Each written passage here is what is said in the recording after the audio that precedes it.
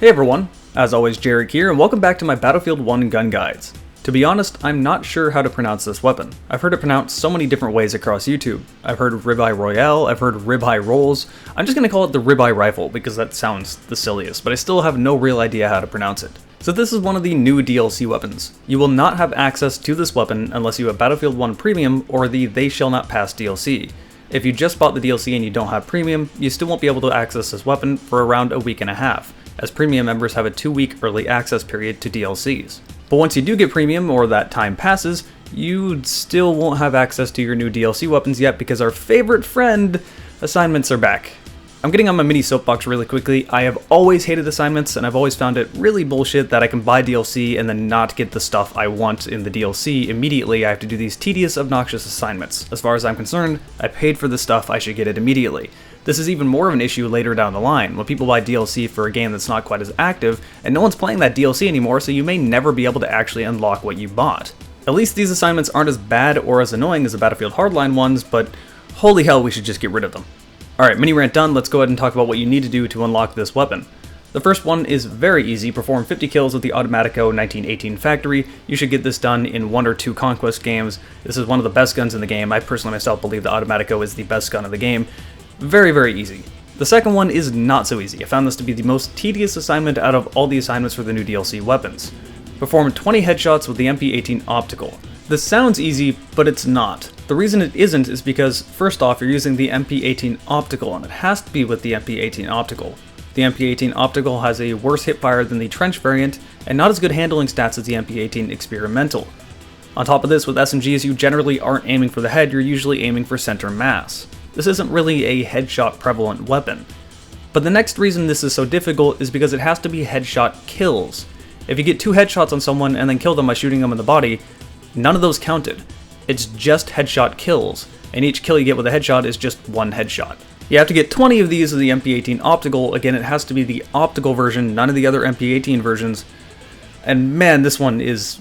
It took me about 3 Conquest games. It's really annoying to do. It's not the most difficult thing in the world, but it's definitely not as easy as it sounds. But once you get all this nonsense garbage done and out of the way, you got your new assault weapon, one of the 2 added in this DLC. And something about it just feels so right and feels so good. Its stats are somewhat pedestrian, but it just chugs along, and it's a really satisfying weapon to use. It will do 23 damage and drop up to 15 at range, so the same as the other SMGs in the game.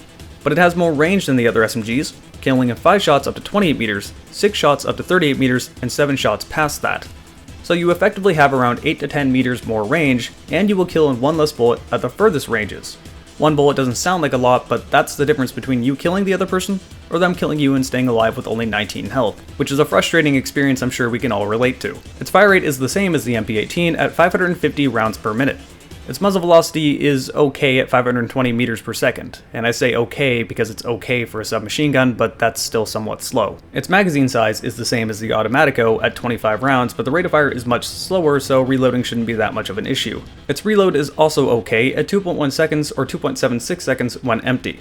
As I said, the reload is okay, so it shouldn't be that much of an issue. The recoil is fantastic, 0.42 up and 0.16 left and right. This is a factory variant, so the recoil decrease is also amazing at 8. What the recoil decrease means is that the gun is going to settle back down on target faster when you stop shooting, the higher the number, and 8 is definitely above average. The first shot multiplier is also low at 1.3. As for its handling traits, this is probably the closest thing we have to an assault rifle in the game. Its hipfire is inconsistent, but somewhat reliable if they're really in your face. I would recommend aiming down the sights as much as possible. It doesn't have that much of a movement penalty if you're moving and shooting at the same time, so trying to outstrafe the person and outshoot them is a viable tactic, and it's also far more accurate than the other SMGs in the game. You'd be surprised how far away you can shoot people and actually get the kill. But this brings up another point. It kind of invalidates the MP18. It has the same fire rate as the MP18 and effectively serves the same purpose, but serves it much better. Now if you really want something that's good at medium range, well, this is the go-to weapon. At closer ranges, the Hellriegel and the Automatico are going to be better, and the MP18 doesn't really excel anywhere. The other SMGs are going to do better than the MP18.